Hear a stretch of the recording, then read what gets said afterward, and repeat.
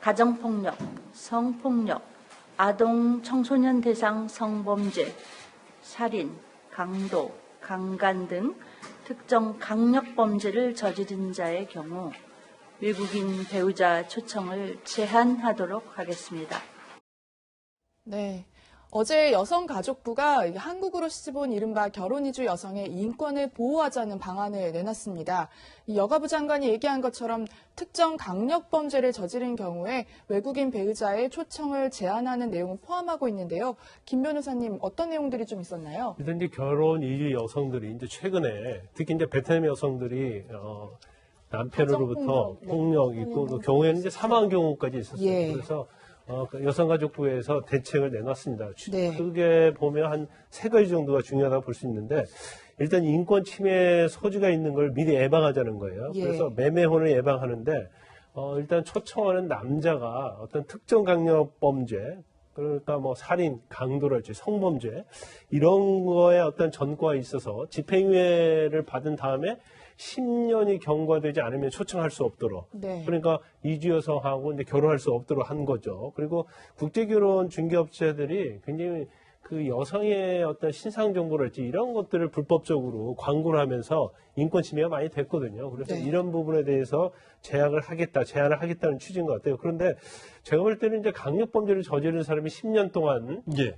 이주 여성과 결혼을 할 수 없도록 하는 것은 헌법의 기본권 침해 소지가 좀 있어요. 저도 그 생각이 드는데 이거 네. 위헌 소송 내면 좀 어떻게 판결이 나오나요? 제가 볼 때는 우리가 혼인의 자유가 있지 않습니까? 그런데 헌법이 보장하고 있는데 이 기본권 침해가 되기 때문에 이 부분은 제가 볼 때는 헌법소원 내면 위헌 결정이 날 가능성이 상당히 있다. 그래서 또 다른 방법을 좀 모색을 해봐야 하지 않나 싶고요.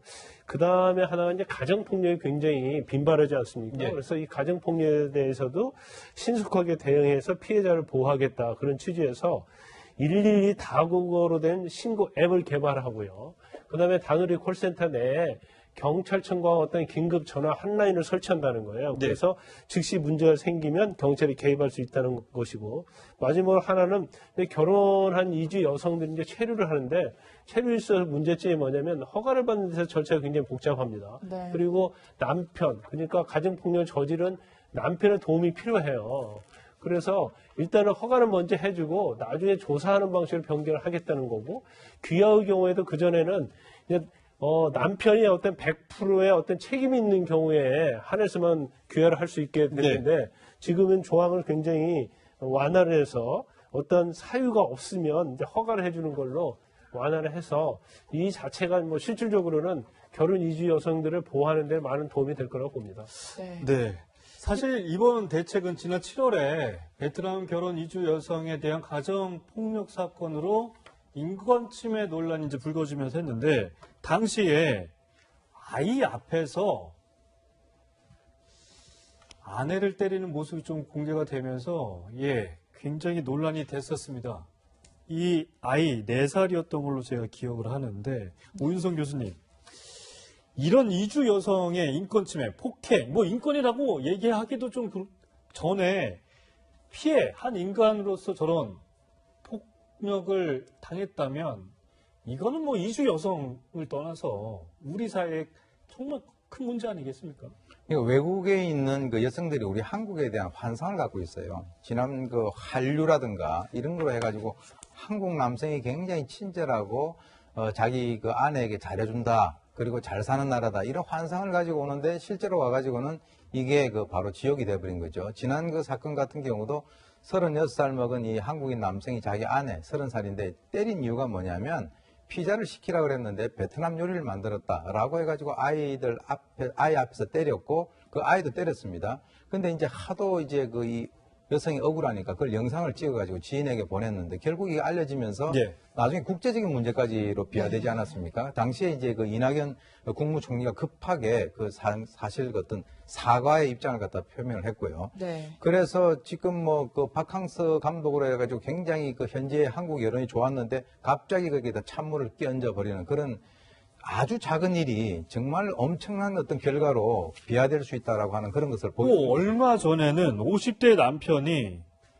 엄청 이렇게 나이가 어린 아내를 살해하고 또 매장을 했다라는 사건이 나기도 했었잖아요. 예, 그래서 이제 그 16일 날 그 경기도 양주에서 한 27살 정도 차이가 나는데요. 이 남성이 그 여성에 대해 가지고 평소에 폭언도 했었고, 한 그 2년 전에 베트남에서 결혼해가지고 석 달 전에 한국으로 들어왔다 그럽니다. 그런데 언어라든가 경제 문제로 갈등이 있었는데, 구체적으로 보니까 이 여성에게 용돈도 안 주고 밥도 안 주니까 이 여성이 직장을 얻어보려고 하니까 네. 그것을 괘씸하게 생각해서 폭행을 했다는 거죠. 폭행을 하는 과정에서 이 여성이 사망을 했고, 심지어는 그 여성의 시신을 전북에 있는 뭐 지역에다가 유기까지 하고, 또 증거 인멸하기 위해서 그 근처에 있는 저수지에다가 그 자기 아내의 휴대폰을 빠뜨리기까지 했습니다. 나중에 이제 경찰이 긴급 체포됐는데 자기는 모르겠다라고 하다가 차량 안쪽에 있는 핏자국을 근거로 해서 추궁을 받아가지고 이제 그 추궁을 하니까 자백을 받아낸 거죠. 네. 이런 여러 가지 것들이 뭐냐면 결국은 이제 그 약한 상대, 이 사람들이 이 여성들을 데리고 오게 되면 자기의 어떤 가정의 그 구성원으로서 대하는 것이 아니라 자기 스트레스 해소하는 상대로 어떤 대상으로 생각을 하는 것인데, 네. 우리나라 여성들이 그 만약에 다른 나라에 시집을 가서 이런 대우를 받으면 우리나라 사람들 가만히 있겠습니까? 예를 한번 들어보면 지금 이제 반일 감정이 굉장히 많은데 우리나라 한국 여성이 일본 가서 이렇게 했다.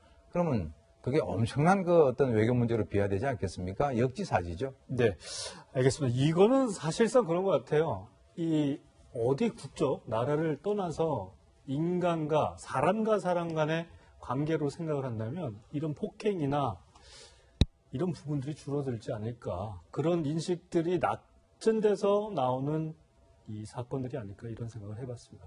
두 분과는 여기까지 얘기 나누도록 하겠습니다. 감사합니다.